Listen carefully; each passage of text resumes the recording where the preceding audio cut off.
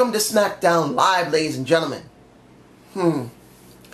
I knew going into this that this product from now until maybe 6 months from now is not going to be a perfect product. They're going to still be going by the old premise, and they'll throw in periodically some new premises. In other words, they're going to put old and new together and see what sticks best for both. We both know that. Well, we all know this. There's no both. But seeing the opening of the show wasn't bad.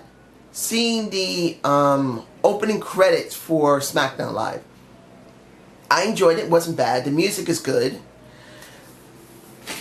The thing that gets me a bit upset in the opening of the show is when they bring everyone out to the ring. They're all circling the ring, and they're trying to find out who is going to go up against Dean Ambrose. Now, generally, I don't have a problem with that, because it is supposed to try and give more opportunity to people. But here's the thing. You pretty much gave opportunity to generally a lot of the older, well, no, not older, all the known established wrestlers. Bray Wyatt got his shot. It's going to be Dolph Ziggler. He gets a shot. John Cena gets a shot. These are the old three established. And Bray Wyatt and Dolph Ziggler are established. They are older. I would have liked to see more than just Baron Corbin, AJ Styles, and Apollo Crews. And I'll get to Crews in a minute. But you could have narrowed that down a little bit more. And give a talent that you know, even if they're established, could have been something better. You could have given it to Jimmy Uso. You could have gave that to Jey Uso. Hey, that would have been something surprising. You could have gave it to Zack Ryder. People that we know that are established but get no shine whatsoever. It would have been better for them. That's just how I felt about it. But it wasn't 100% bad, particularly the Battle Royal wasn't bad. In the end, it was down to Crews and Kane, which I'm glad Kane didn't win that. It was about Apollo Crews.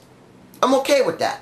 I'm perfectly fine that Apollo Crews got the last spot because, as we already know, they did 5 people and then they gave a Battle Royal for the 6th.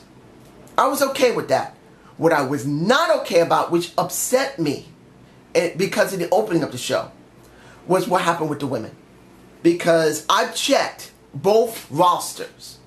You had a maximum of about 17 women or 15 women. I'm not exactly sure about the number, because you do have women who don't wrestle and then you got women who do. In this respect, you got 7 women in Raw and 7 women in SmackDown. The Raw has the title. SmackDown has no title. And worse yet, you say you care about women, but then you don't introduce the women. You just go straight into a match with Becky and Natalya. I understand they still got a feud, and that's something good. But I would have loved a little shine for the women in SmackDown Live. Because, let's be honest, they didn't get it here. Becky won, but then Alundra Bliss came out. Then my Naomi came out. Then Carmella came out. Then Eva Marie came out. And I'm not putting them in order. I'm putting these women as they are because that's the order I care about. And if you don't see Naomi right now, I'm going to be freaking mad at myself because I got to leave Naomi last. Because that's the person I believe should get the most shine in this situation. This woman has the most potential and ability of any woman that exists. When do you hear a high-flying female wrestler other than Lita? Naomi's it. Carmella does some high flying. Alundra Bliss does a little bit of high flying. Becky will do a little bit. Natalya doesn't really do it. Eva Marie is more of a ground type of person that's more character driven. Naomi is it. And instead of them highlighting this woman back on Raw, they buried her ass. But here's the thing. She's pretty much buried on SmackDown because they got no title. They got nothing going for them. What do they have? On Raw, they're going to have Nia Jax. They're going to have Charlotte. They're going to have... Oh, calm yourself. I love me Sasha. I love me to Sasha, but now she's champ. Unless she's going to migrate back and forth between Raw and SmackDown, she's got the title on Raw. And all these women have nothing to do. If they're not going to have a title on SmackDown, at least they could have emphasized these women are more important than Raw and given them an in-ring segment and introduced them all. We may already know them, but Shane as well as Daniel Bryan could have done that. Daniel, it would have been better for Daniel to do that because, hell, his own wife was a wrestler. I just don't feel like it was right. Okay. Miz TV with Maurice, which is the 7th woman, which we don't even know if she's going to wrestle. Because she's the 7th woman on SmackDown. Was the segment beforehand good? Yeah, it made me laugh. RKO comes in. He looks great. People are still very invested in him. They're very interested in seeing him go up against Brock. And in the end, something happened that I hope after Brock Lesnar is over, Randy Orton does. Randy Orton goes after The Miz, kind of like a tuna match. He does have a month to do something, to do nothing, to do anything. I'm being scatterbrained on purpose because what is Randy Orton going to do for the next month? Unless Brock comes to SmackDown to fuck with him, or Randy Orton goes to Raw to fuck with him, they're both on separate shows, so I don't get what they're going to do. Unless they're going to do a match with The Miz for the next month and then Randy Orton wins the title, which honestly I wouldn't mind seeing. I want to see Randy Orton get the IC title. He hasn't held it in many, many years. And this is the thing I thought they did pretty well. No, wait a minute. Wrong arm. Emphasize his right shoulder that snapped. They emphasize it might not be healthy, but he can still pull off the RKO with it. Giving 2 RKOs to The Miz, and the people ate that mess up. Which is great. That's a good thing because we need something for him. And the thing that makes me incredibly happy about anything throughout the night, and I'm already finished with RKO. No Raw rewinds. This makes me very happy. But it kind of makes me a little upset in only one respect, that I want some vignettes of Brock Lesnar dealing with RKO. I'm very happy there's no Raw rewinds. But it does stand to reason that eventually they're going to have to do a vignette on SmackDown for Brock Lesnar. That's the only person they need to do it. They don't need to rewind anything on Raw in SmackDown. They don't. And I'm glad they didn't do it here. But eventually they got to do it. They got to show a vignette of Brock Lesnar before SummerSlam so you'll understand the reason why Randy Orton's going to have such a hard time. And even though he can do the RKO out of nowhere and go to Viperville instead of Suplex City, we need that. American Alpha got their promo. I enjoyed it. It was okay. Heath Slater.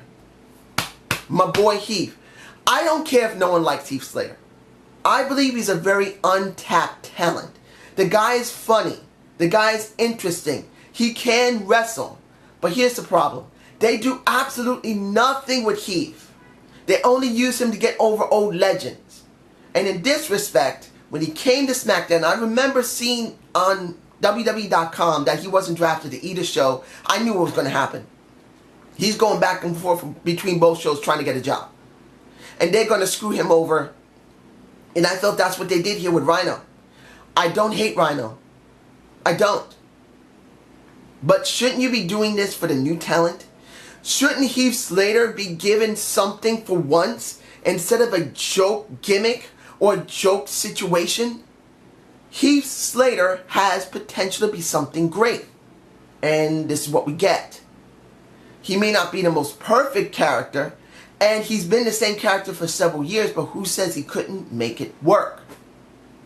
Last, the six-pack challenge, where we got Bray, we got Cena, we got, who is it? Baron Corbin, Dolph Ziggler, and Apollo Crews. And AJ Styles, which I feel sorry for because in the end, the match was fine. John wasn't even near the situation. He did okay. But it was AJ Styles who got his head knocked off by Dolph Ziggler. Couldn't you knock the head off of John Cena? Couldn't you knock the head off of Baron Corbin?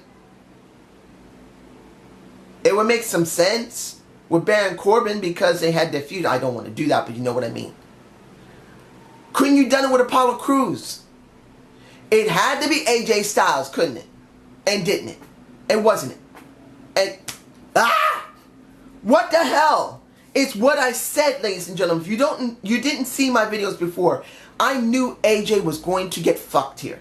I knew that he was here, then he would go here, and then he'd go here, and then he'd go here, and then he goes there.